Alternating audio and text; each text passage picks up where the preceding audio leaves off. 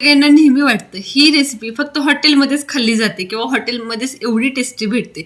परंतु या पद्धतीने जर तुम्ही हा डाळ तडका कराल तर हॉटेलपेक्षा सुद्धा भारी दाल तडका तुम्ही घरच्या घरी बनवू शकता आणि इतका चविष्ट होतो की काही विचारायलाच नको. दाल तडका बनवण्यासाठी इथे मी पाऊण कप तूर डाळ घेतली आहे. त्याचबरोबर अर्धा कप मूग डाळ घ्यायची आणि पाव कप मसूर डाळ घ्यायची. या तिन्ही डाळी स्वच्छ धुवून घ्यायच्या आणि त्यानंतर शिजायला ठेवायच्या.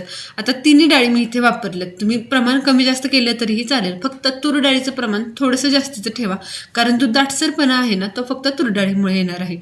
आता यामध्ये घालून घ्यायचे गरजेप्रमाणे पाणी, पाव चमचा हिंग, अर्धा चमचा हळद आणि 1 चमचा तूप. या 3 गोष्टी घालून ही डाळ आपण शिजायला ठेवणार आहोत. हिंग, हळद, तूप आवर्जून घाला, ज्यामुळे ना डाळीला खूप छान चव येते. त्यामुळे दाल तडका केल्यानंतर ह्याचा फ्लेवर खूप छान होतो. त्यामुळे ह्या 3 गोष्टी घालायला विसरू नका.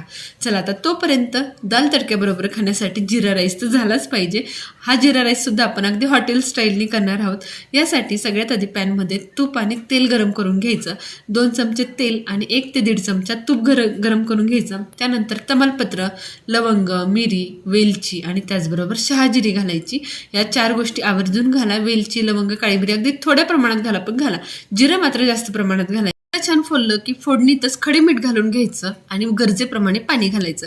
म्हणजे 1 कप तांदळासाठी 2 कप पाणी घालून घ्या. प्रमाण आवर्जून 1-2 ठेवा. जास्त पाणी झालं तर तुमचा तांदूळ चिटकू शकतो किंवा चिकट होऊ शकतो.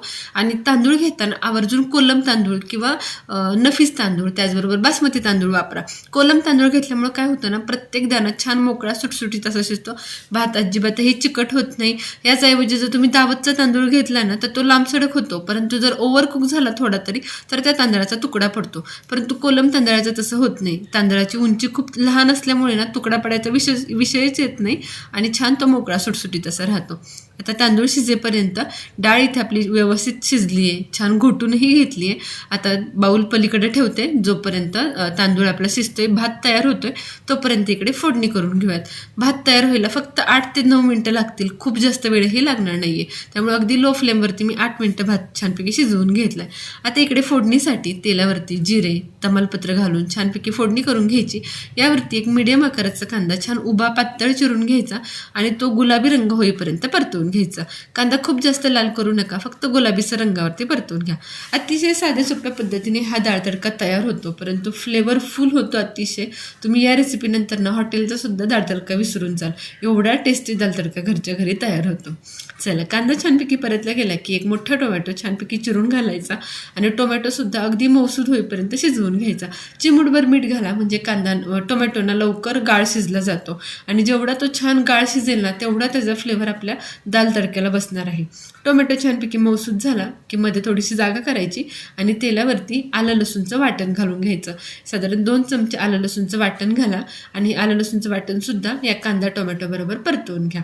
आता सगळ्या गोष्टी छान परतल्या गेल्या की यामध्ये काही ड्राय मसाले घालून घ्यायचे. सगळे ड्राय मसाले घरामध्ये उपलब्ध असलेलेच आहेत, त्याच्यामुळे काही वेगळं बाहेरचं फॅन्सी घालायची सुद्धा गरज नाही. अगदी साधी सोपी रेसिपी आहे. यासाठी पाव चमचा हळद, 1 चमचा धना पावडर, 1 चमचा लाल तिखट घालून घ्यायचं आणि ह्या 3च गोष्टी फक्त छानपैकी मसाल्यामध्ये मिक्स करून घ्यायच्या.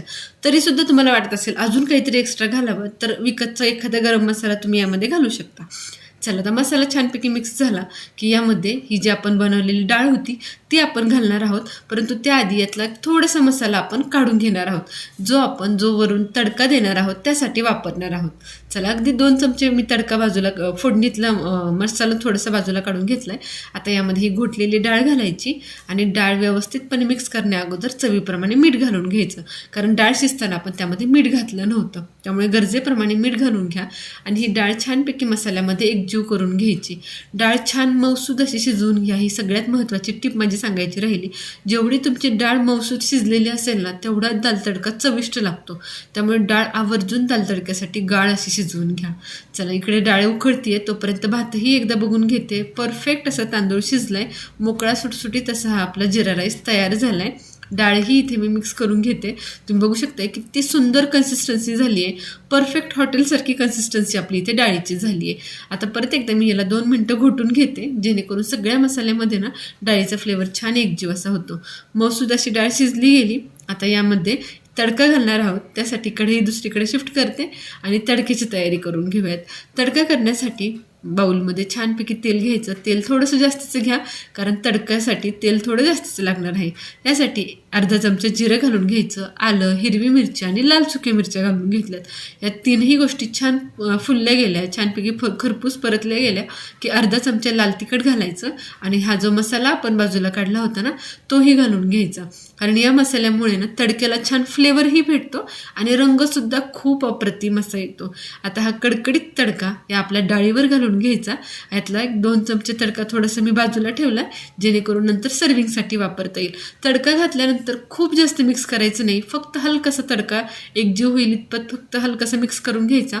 वरून भरपूर अशी कोथिंबीर घालायची आणि दणदणीत अशी एक उकळी येऊ द्यायची. उकळी मात्र अगदी लो फ्लेमवर आणा, जेणेकरून वरचं जो काही तरी आहे, तेल आहे ते खूप जास्त बाजूला होणार नाही.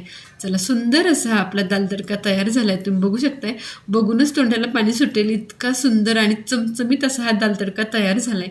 हा दाल तडका फक्त जिरा राईस बरंच नाही बरं का, चपाती रोटी बरोबर सुद्धा अप्रतिम असा लागतो.